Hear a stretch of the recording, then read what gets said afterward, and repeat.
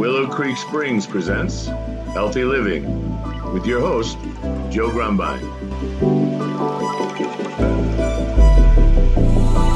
We'll just go ahead and start rolling. And well, you got me on there, huh? I got you on there. This, I got me on there too.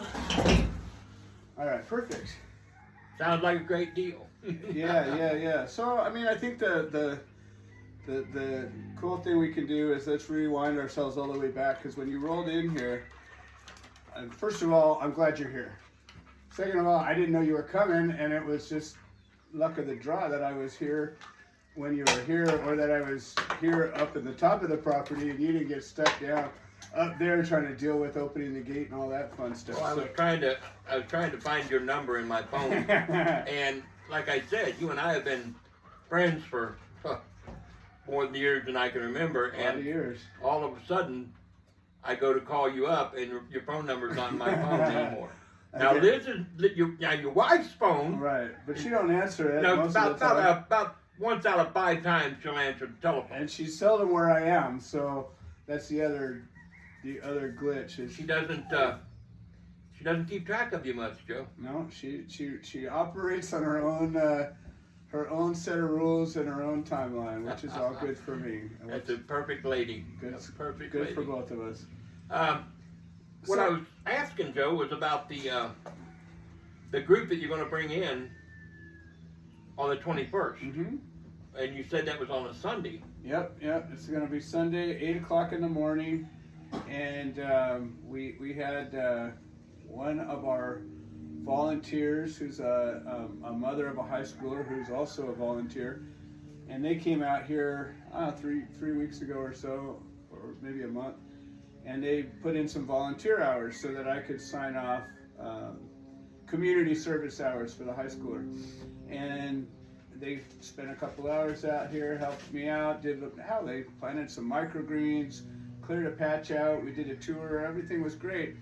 And then she reaches out to me a week or so later and says, hey, would you mind if I put an event together? And I was like, heck yeah, well, take all the putting together and planning we can get. So she created this flyer that is promoting high schoolers to satisfy community service hours. Now, this is a fairly new thing, because when I was in high school, there was no community service hours. No, well, that I knew of. I mean, we did 4-H.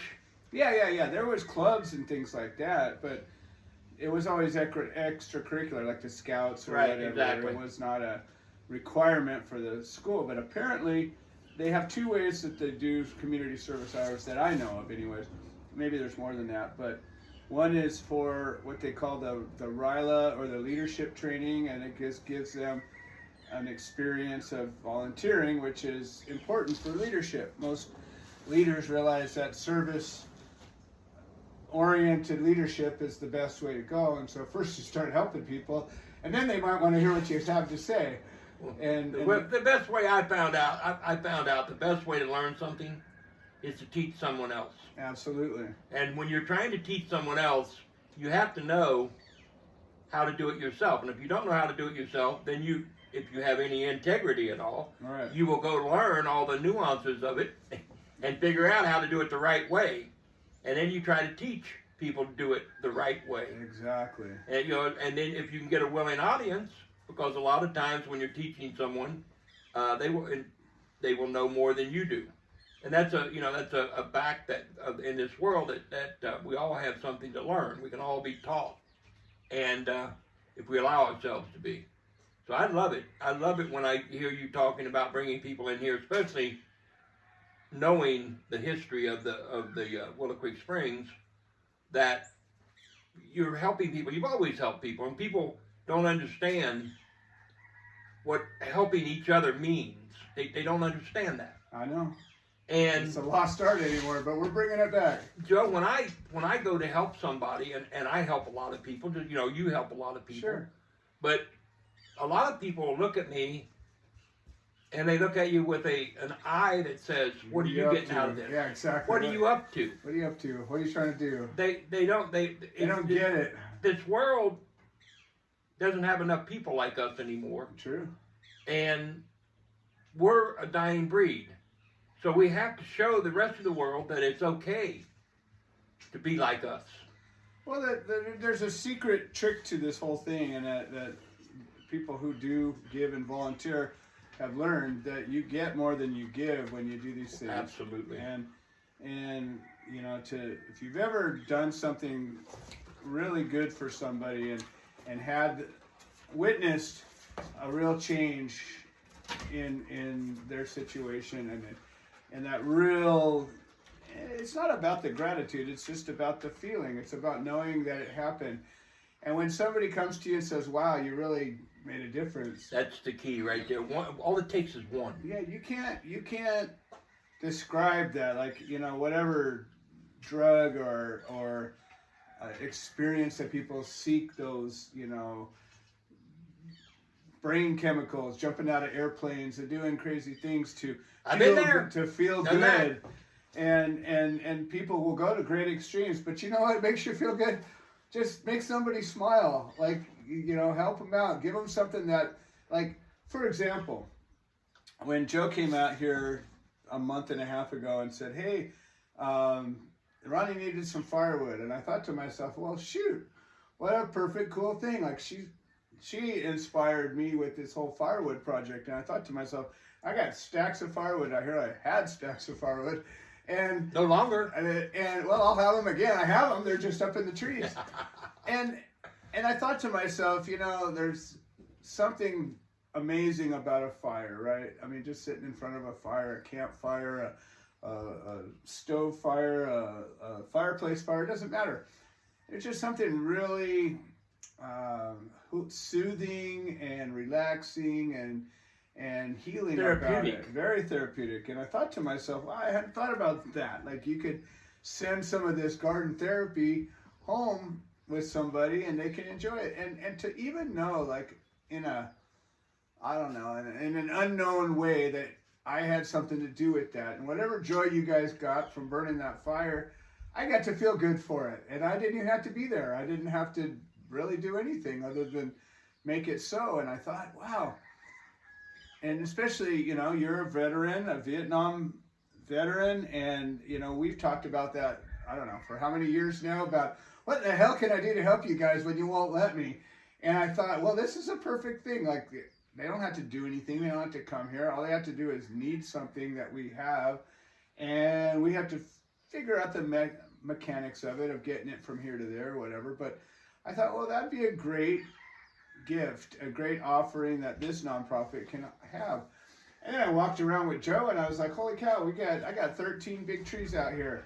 Each of them, some of them is as tall as almost 100 feet tall. There are some big trees with a lot of wood in them.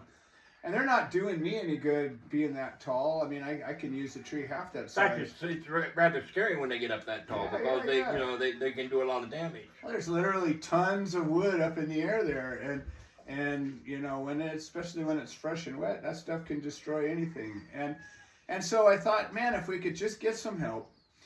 And so the first thing we did was we shot a little video and asking, and then I've got his name is Richard McEwen, and he's a veteran, Afghanistan, that era, and he's in Georgia.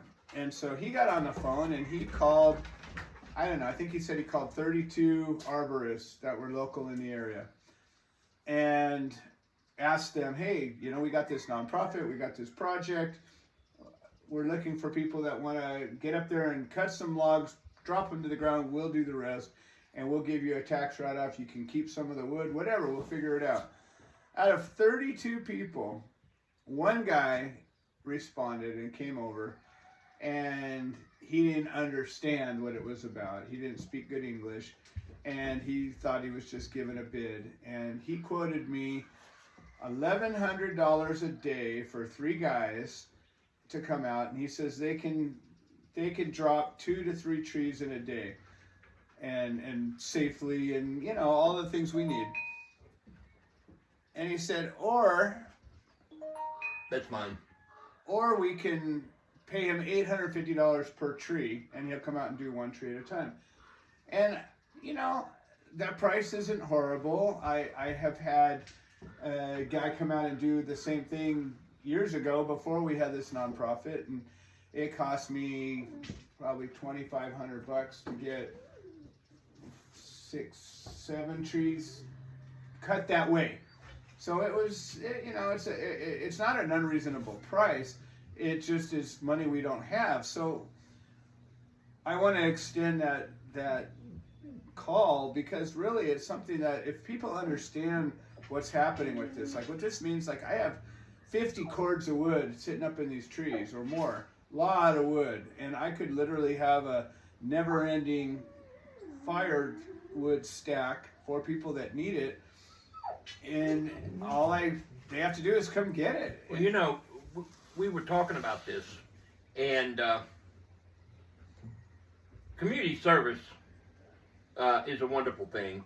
You know, when you go when you do something that you have to do community service for, a lot of times the community service, I mean, the crime doesn't equate out to what you're being paid. I mean, right. To what you're doing. You know, there's a lot of silly things out there that you get community service for. There's a lot of silly things that we do that can get us community service. You know, exactly. I had an arborist Mm-hmm. that was going through a divorce, and he went out and on his truck, he didn't have the money to do his registration. Okay. So he took another set of license plates from another vehicle, Oh no. totally against the law, Yeah. and put it over on his vehicle. Yeah. Maybe 20 years ago that would work. And it was, you know, a needs thing. I mean, he thought he needed to do this. Yeah. Well, then he went out hunting. And when he went hunting, he left his vehicle parked, and the game warden came up, Mm-hmm. checked his license plate, found out that he was running an illegal license plate on the vehicle. All right. Didn't even see him or anything. Right. So, right away, they confiscated his truck. Yeah. They seized his truck.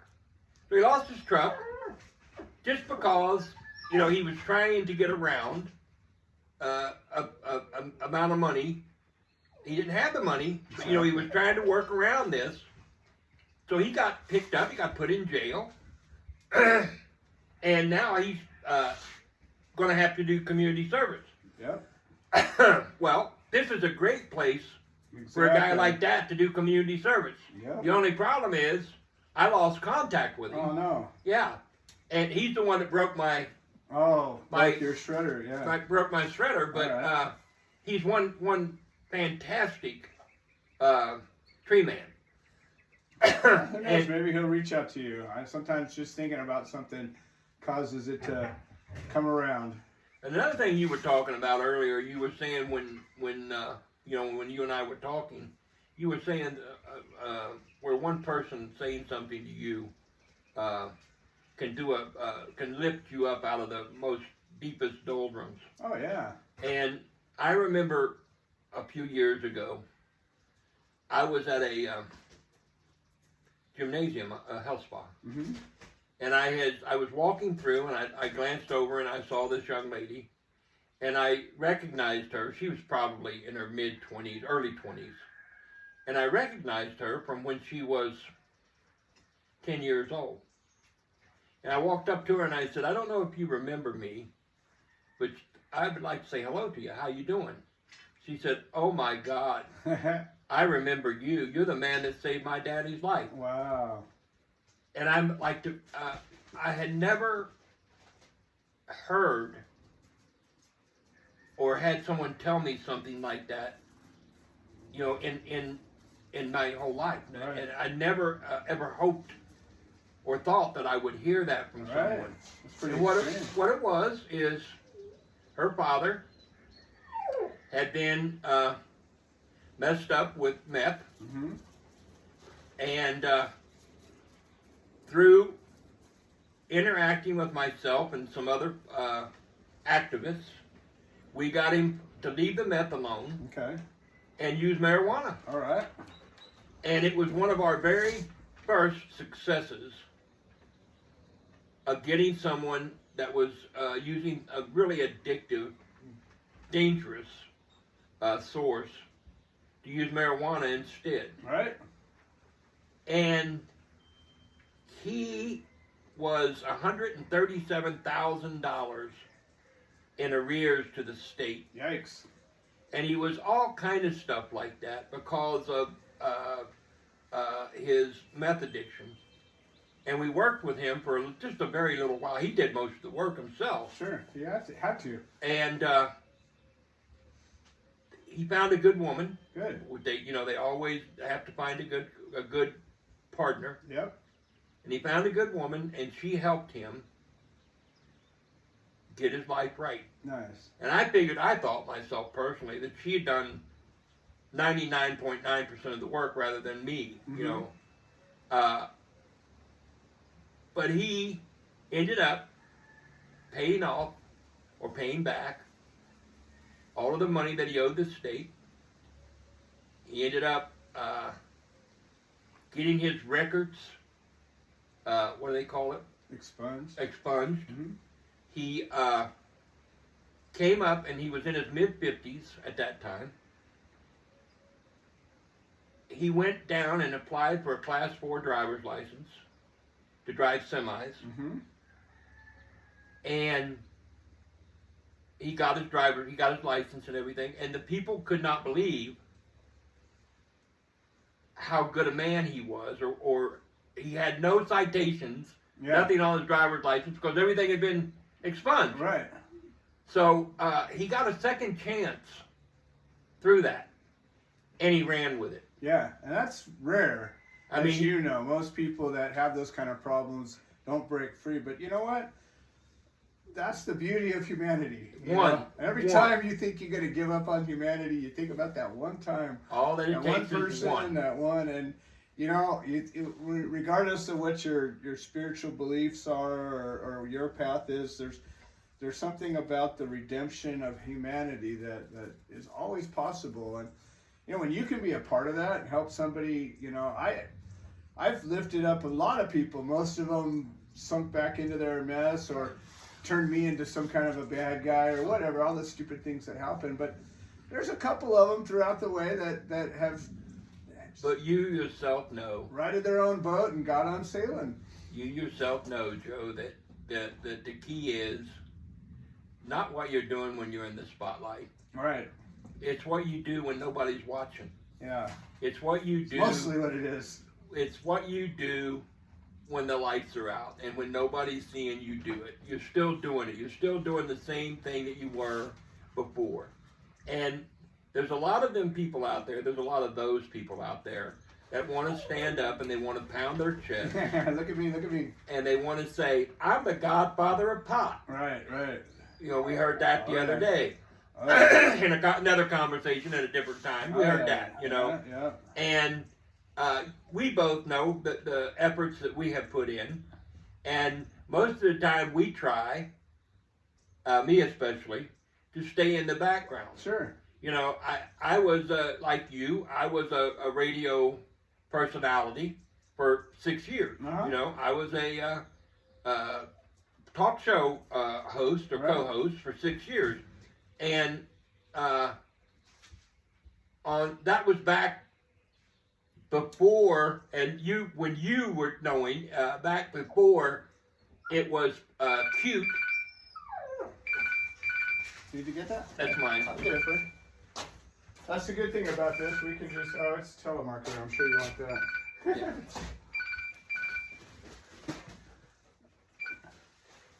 But it was, I lost my train of thought. We were talking about the radio show. I remember coming out being a guest on that show back, like you said, about 10, 15 years ago. But, we were doing it before it was proper or the cute thing to do with marijuana. We were doing it when it was still... It was outlaw.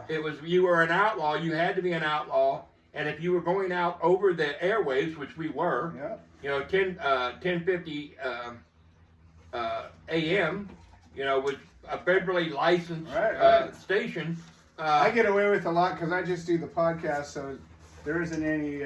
But that was back when Yeah. when you could go to jail Right. for doing these things. Exactly. And people did. and people did, and well, they're still going to jail. I Joe. know. We both know that people are still going to jail for pot. Exactly. They're not going to jail so much for talking about it. Yeah, So well, that's we've made some progress. when I was getting into this, way back 1,000 years ago, people hid even growing one plant. Hold on, Liz is calling me. Okay. We'll just take that road.